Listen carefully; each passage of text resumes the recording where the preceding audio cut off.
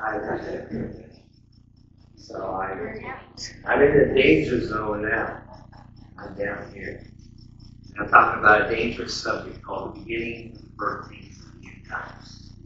It's kind of an unusual Passover one, but the Lord laid it on my heart to share it right now. And we get our main verse from Mark 13:5-8. I already read it from the bulletin, but I'll repeat it again. Jesus replied, "Don't let anyone mislead you, for many will come in my name, claiming I am the Messiah, and they will deceive many. And you will hear of wars and threats of wars. But don't panic," right? Yes, these things must take place, but the end won't follow immediately. Nation will go war against nation, and kingdom against kingdom. There will be earthquakes in many parts of the world, as well as famine, but this is only the first of birthings, with more to come.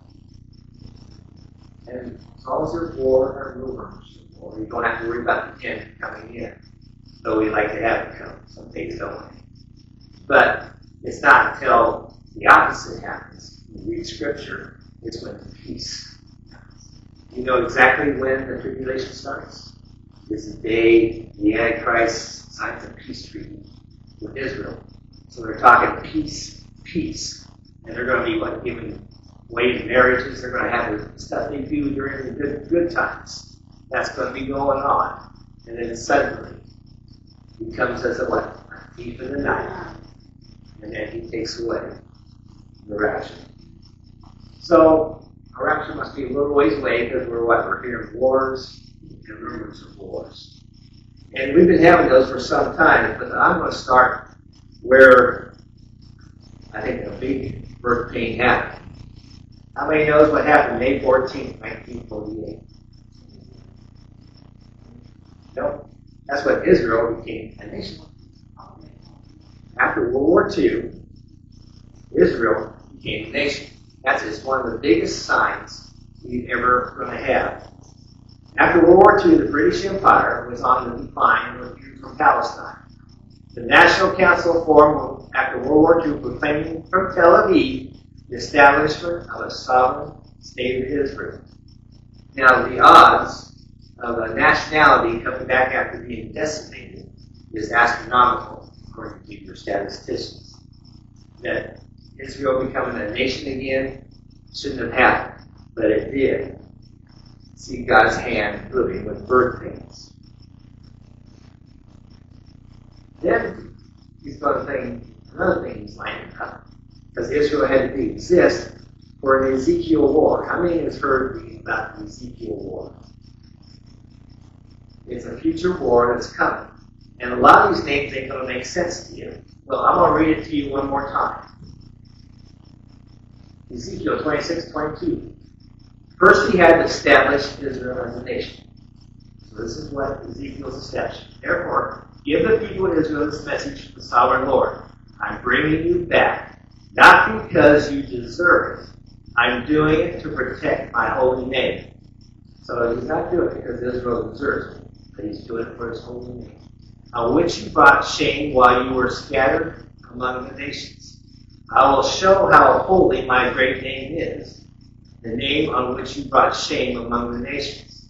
And when I reveal my holiness through you before their very eyes, says the sovereign Lord, then the nations will know that I am the Lord, for I will gather you up from the nations and bring you home again to your land. And he's been doing that since 1948. In fact, there's been flights sponsored by churches over here to bring people back to Israel. He's bringing them back home just because he's sovereign God. He just wants to establish that in other nations that he's sovereign as well. So Israel ought to be a sign that I will open everyone's eyes. But he's given a lot of other birthing pains in the meantime. So we can know he's sovereign God. Israel's not the only nation he resurrected from past ancient times. Ever heard of Libya? Not before 1951. 1951, Libya was formed also after the British Empire. So now you got the odds of two nationalities coming back from being decimated. That doesn't happen. So you've got to see the hand of God happen. Because Libya is one of the nations that rises up against Israel. The future war in Ezekiel 38. You got these people, Magog, Tubal, Persia, Ethiopia, Libya, Gomer, and Beth-Tarda. I'm going to read Ezekiel to you so you can see them in there. Now those names don't mean anything to most people do. Who's Magog? Anyone ever heard of Magog? Most people do. But I'm just going to read it. We read it from our pamphlet. We have Ezekiel 38, 1 through 6. This is another message that came to me from the Lord. It seems like God's talking. Son of man, turn and face God of the land of Magog, the prince who rules over the nations of Meshech and Tubal, and prophesy against him. Give him this message from the sovereign Lord, God. I am your enemy. It's not a place they want to be, but they are. I will turn around and put hooks into your jaws to lead you out. You want to fish? Put the fish, lead them out. With your whole army, your horses, your charioteers, your whole armor, and great horde armed with shields and swords. Persia, Ethiopia, and Libya will join you, too, with all their weapons. Gomer and all its armies will also join you, along with armies of Beth-Tarda from the distant north, and many others. So God is going to put little hooks in their mouths, and He's going to leave them, like to attack little Israel. And it doesn't turn out to be for them. I'll show you that here in a little bit. So those are the countries. And in modern times, these are them. I'll get more specific. Who's what? You got Russia, Turkey, Egypt, Iran, Iraq, Libya, and Sudan. Those are your main players. Now this is a small amount of countries coming against Israel. It's not Armageddon. This is Ezekiel war. It's a civil war because Armageddon, involves what? A lot of great nations come against it. So this is the future war he prophesied. So Libya is a monarchy now. He's established it as a monarchy in 1951. But we have some more birth pains coming up. You'll see it throughout time, these birth pains. In 1953, our nice little CIA backed to overthrow the Iranian's prime minister at the time. So they wanted to bring in a Shah of that bloodline so they could have what? Oil. That's what they wanted. They basically wanted the oil. See, Iran, back then, nationalized their oil, and the United States wanted a secure government they could get the oil from. So this Iran mess we got going was started many years ago by the CIA. And now we got this, they did put a dynasty in place. So see, there's a monarchy they established. And next, you'll see something else. In 1958 was the rise of a modern republic in Iran, or Iraq. And this was, they overthrow the monarchy there. Ever heard of a guy named Saddam Hussein? Yeah. And the Ba'ath Party? Well, they came to power. So there was a monarchy there. And then Saddam Hussein came up and established a dictatorship. So you're going to see a pattern from monarchy to dictatorship to a mess. I'll have to show that pattern to you. Then another birth pain happened. I'm calling them contractions. First, there it comes. Another contraction happens. 1967. Anyone knows what happened there? There was a 6-day war. All these Arab nations, few Arab nations, decided to come against Israel, and they got war. God said, I'm going to attack Israel and advance the borders. And now they control Jerusalem as a result of it. And Jerusalem is really their capital. That's where the temple's at. And it wasn't really acknowledged until Trump did it in his first term. So So now Jerusalem now is the capital. So Israel's kind of now established. And Israel's not going away. There's people that hate Israel, but Israel is not going to go away. Amos 9:15 is this promise to them. I will firmly plant them there in their own land. They will never again be uprooted from the land I have given them, says the Lord your God. So they're going to be around. And these people that are against Israel, there's something they don't want to read in Genesis. They may not like. Genesis 12:2-3. I will make you into a great nation. I will bless you. I will make you famous, and you will be a blessing to others. I will bless those who bless you, and curse those who treat you with contempt. All the families on earth will be blessed through you. Notice it doesn't say nations. It says families. So you don't want to be a family that's cursing Israel or has contempt for Israel.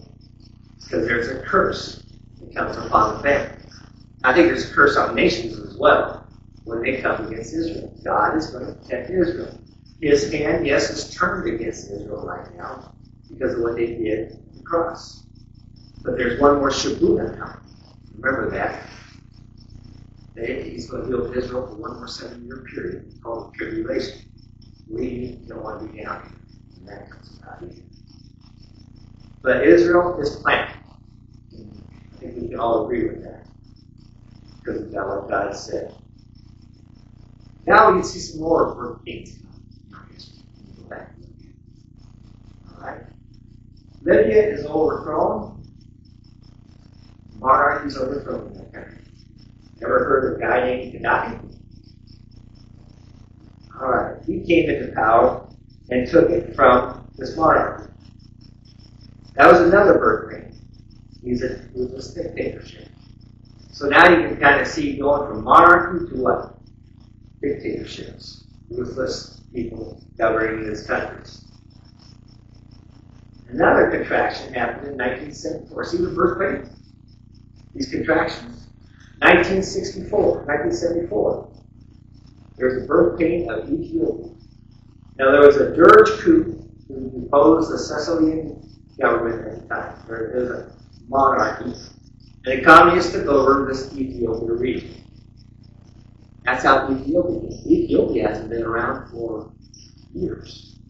It's another nation that nationality has come to life now. You see that? Ethiopia hasn't been around that long. Compared to other ones. Ethiopia, 1974. They got established as a nation. There's your third king. You see, it's not Ezekiel coming together. And it's not going to be these names we don't recognize. They're going to be right before you. You're going to know who Ethiopia is. You're going to know who Magog is. Because God is going to bring back their original nationalities. I can see that trend happening right here. Because when you go in 1979, there's a rise of the Republic of Iran called the Islamic Revolution. Anyone remember the Ayatollah Khomeini? They went from a monarchy now to what? Dictatorship. Now this is a ruthless one right here. They're in the caliphate with the rest of the world. They're in the caliphate with especially with Israel and the United States. They've been at war with us since they came into existence. That's just the way it's been. They've attacked whenever they can, and they've done an excellent job of attacking and keeping us confused, I think, more or less, what they're doing. They've been attacking us ever since then. So they came into play, and then we got this next contraction happened in 1991. This republic, this monarchy was established in Ethiopia. It's now taken over by a communist regime. Now, not too many people are familiar with Ethiopia, what happened, but it is a communist state, and it was taken over. What happened was 12 tribes now run Ethiopia. It was a communist state. And now you've got a mess there. You hear about Ethiopia, what do you hear about? Starving, tribes fighting each other. It's a mess. And it's been that way. So Ethiopia went from a monarchy to a communist regime to now anarchy. It's kind of a mess going on there. So that's a first pattern I kind of noticed when you're dealing with this birthing phase. Now the next one is called 1991, the fall of the Soviet Empire. Soviet Union. How many remember that? The wall came coming down and all this stuff. What is interesting there is that the Soviet Union didn't exist during this time, because not all the nations in the Soviet Union would rise up and go against Israel. You have the Baltic states. You have Lithuania, you have Latvia, Estonia, then you have Moldova and Belarus. They're not listed in these as nations going against Israel. So the Soviet Union had to fall. So now you see basically God moving his hand there, the lining things up for the Ezekiel War. Soviet Union fall. That was a birthday. That was a big one. I remember that. Now the next attraction has nothing to do with the Ezekiel War, but it has to do with the end times. You ever heard the term revived Roman Empire? Well, what happened in 1993 is the European Union was formed. And that kind of almost lines up with the way the empire, or that revived Roman Empire happens. And you get this revived Roman Empire by two prophets confirmed. You basically have John the Revelator. He prophesied about this last empire, and then so did Daniel. And some people are familiar with that a little bit. Let's look at Revelation 17:8-9. Now, John, the Revelator, he prophesied, it's called the Empire Beast, the heads of the beast. There's 7 heads, right? But here, I'll read Revelation 17:8-9. You can see it for yourself. The beast you saw was once alive, but isn't now, and yet will soon come up out of the bottomless pit and go into eternal destruction. And the people who belong to this world, whose names were not written in the book of life before the world was made, will be amazed at the appearance of this beast that died. This calls for a mind with understanding. The 7 heads of the beast represent 7 hills where the world rules. They also represent 7 kings. 5 kings have fallen, and 6 now reign, and the 7th is yet to come.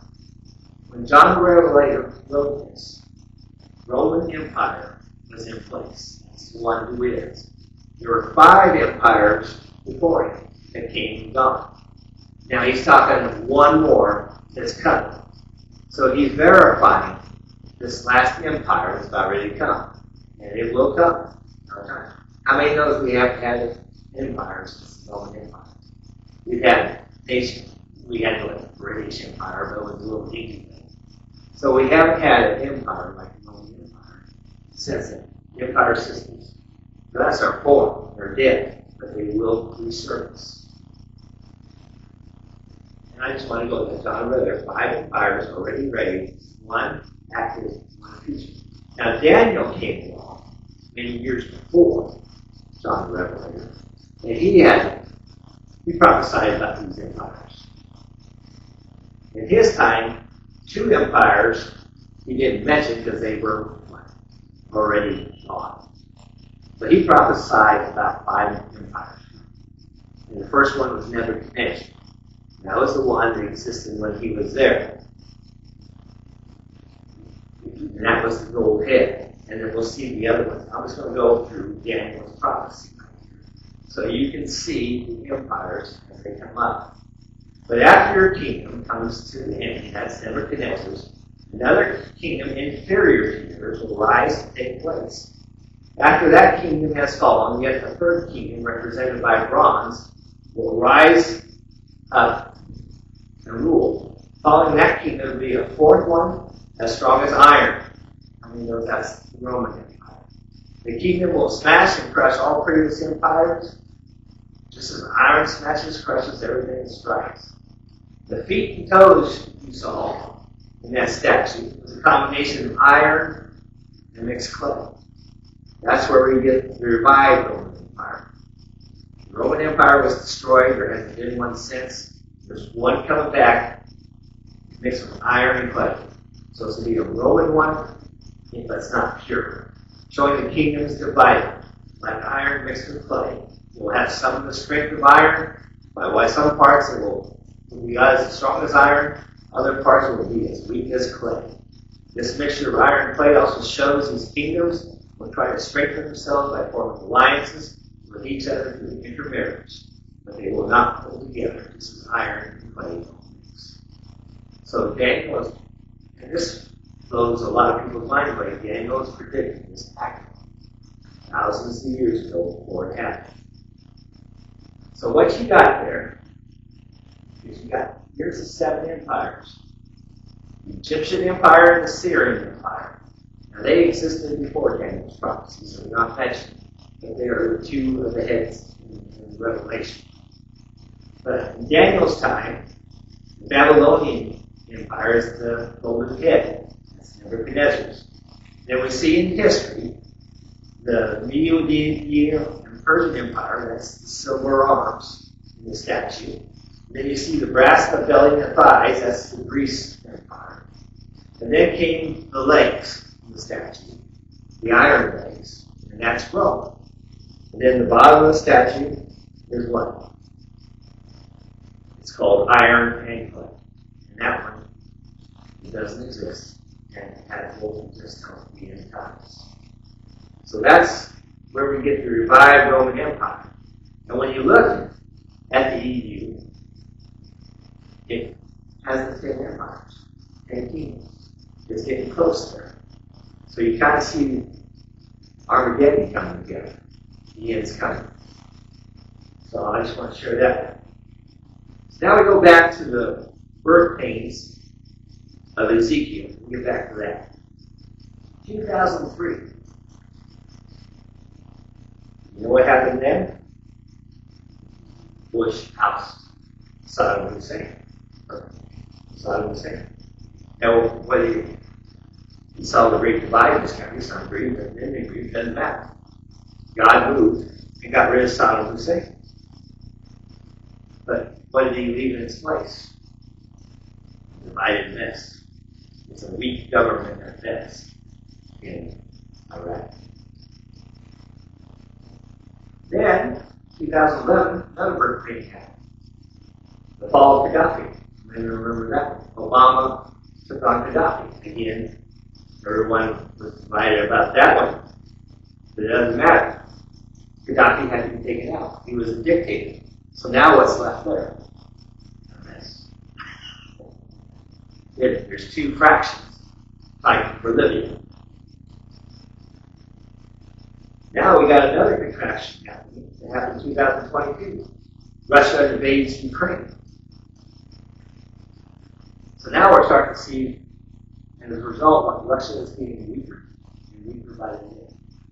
So you're starting to see that nation possibly fall. And Ukraine's going weaker and weaker by the day.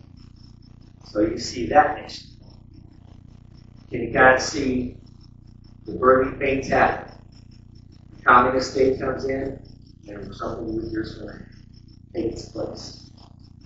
Now we get to this one, war and rain. And whether you agree with it or not, it doesn't matter. God's hand is in it. Because what I saw there was amazing. You know the flag that the protesters had waving? The flag of its original nationality. And you also now see the Kurds coming in from Iraq. So now you see Iraq getting involved in this war. And what makes Persia? Iran and Iran. And what will be left there when it's said and done? A mess. You see the pattern. A mess will be there. You'll have all these nations fighting over underneath the Persian flag.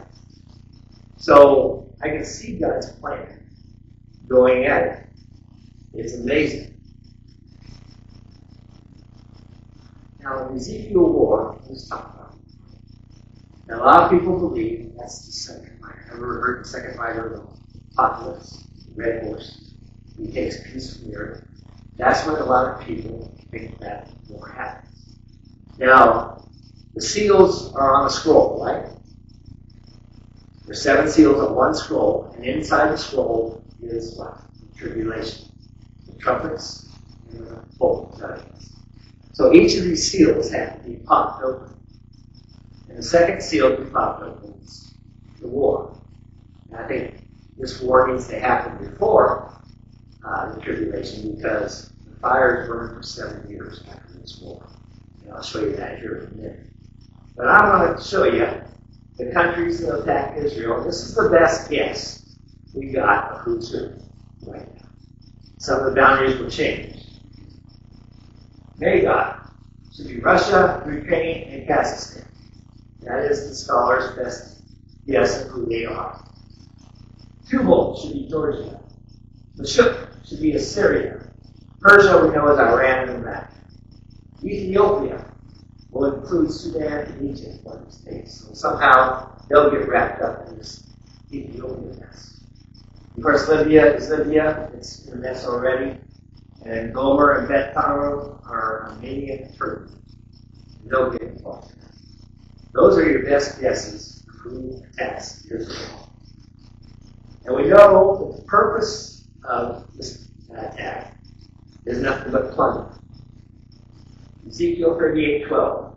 I will go to these formerly desolate cities that are now filled with people who have returned from exile in many nations. How many knows who that is? Israel. I will capture vast amounts of plunder where the people are rich with livestock and other possessions. Now, they think the whole world revolves around them. You see a little envy in these countries. They are upset because they're in a bad state and Israel is doing so good. You can see the little hook God's trying to put in their mouths through these birth pains that are happening. They're going to go after the spoils that are in Israel. There is a mild little protest by some countries that are kind of weak. Ezekiel 38:13. Sheba, the dead, the merchants of Tarshish, and all their young lions will say to you, have you come to take plunder? Have you gathered your army to take booty, to carry away silver and gold, to take away livestock and goods, to take great plunder? These people go, what are you up to? That's all they can do. They're not in a position to take on that group of people. And who they are? Well, Sheba and Dedan are probably Saudi Arabia, Kuwait, Yemen, and Oman. Remember Desert Storm? What did that do? That aligned these countries with good old United States because of their invasion of Iraq. And the merchants of Tarshish should be Spain. You know who the Yucca Cubs are? Many believe it's Canada and the USA. Because they were discovered under whose name? Spain. Now many say, well, other people discovered several countries before them. Well, he's the only one that ever made it back and told the other ones about this discovery. So I guess he gets the credit. So we are considered the young cubs of Spain. And we do allow protest, but we're not in any power or position to do it. The result of that war, I'm going to go to King James because it's a little more explicit. What turns out for those armies? And I will turn thee back and leave but the sixth part of thee. So 5/6 of them destroyed. I will cause thee to come up from the north parts, and will bring thee upon the mountains of Israel, and I will smite thy bow out of thy left hand, and will cause thy arrows to fall out of the right hand. Thou shalt fall upon the mountains of Israel, thou and all thy bands, and people that is with thee, I will give thee to the ravenous birds of every sort, to the beasts of the field of the ground. So when they come and they attack little Israel, 500, 600 are destroyed, and they're left with the fowls of the air, the beasts of the field. Ezekiel 39:9 tells you this. And they that dwell in the cities of Israel shall go forth, and shall set on fire and burn the weapons, both the shields and the bucklers, and the bows and arrows, and the hand staves and the spears, and they shall burn them with fire, for 7 years. They'll supply Israel needs for 7 years of fuel. They'll burn them up. Those fires go on for 7 years. And Ezekiel 38:9-12 tells you this, and I will make a vast graveyard for Gog in the sports of the valley of travelers, east of the Dead Sea.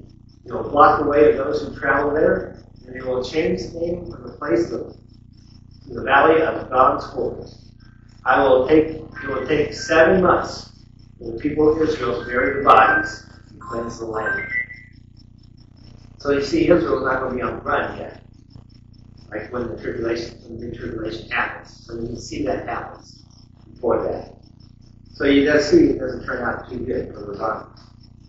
God judges them. So that's the Ezekiel war.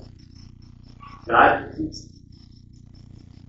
Ezekiel 30:16, and you will attack my people as will cover the land with cloud, and in time of this feature I'll bring you against my land, as everyone watches.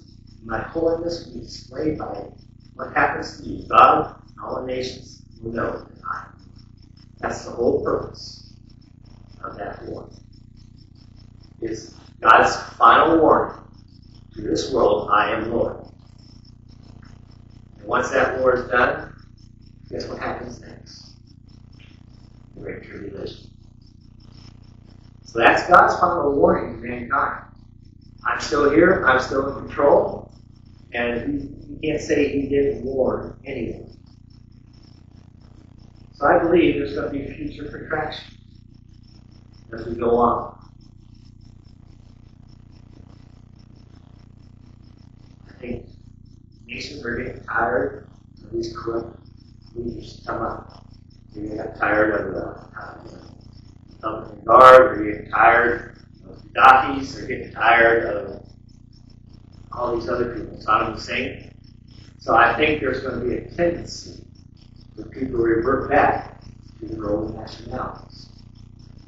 And I think we're going to see more and more of this. The work team will line this up more and more. Now I can say that's what I want to say. I can. But I'm not going to put God in the box. He'll decide what happens, when it happens. I'm just sharing with you some of the birth pains I'm seeing. I think there's going to come a time when the United States is going to have changing of itself. And I think it's going to lose its superpower status. It has to. Because who's going to come up in the ranks? The revived Roman Empire and the Antichrist. So the United States won't be a superpower forever. Now when that happens, I'm not going to say. It could be 10, 20, 30 years, it could be 20. It happens many times. But I just want to warn us. I think I should warn you. Don't fix your eyes on the problem. There's a great political divide. There's a divide in religion. There's a divide in news media. Get your eyes on it. Because there's going to come a great flushing in over the swirl. And all that stuff goes down. Keep your eyes on the Lord.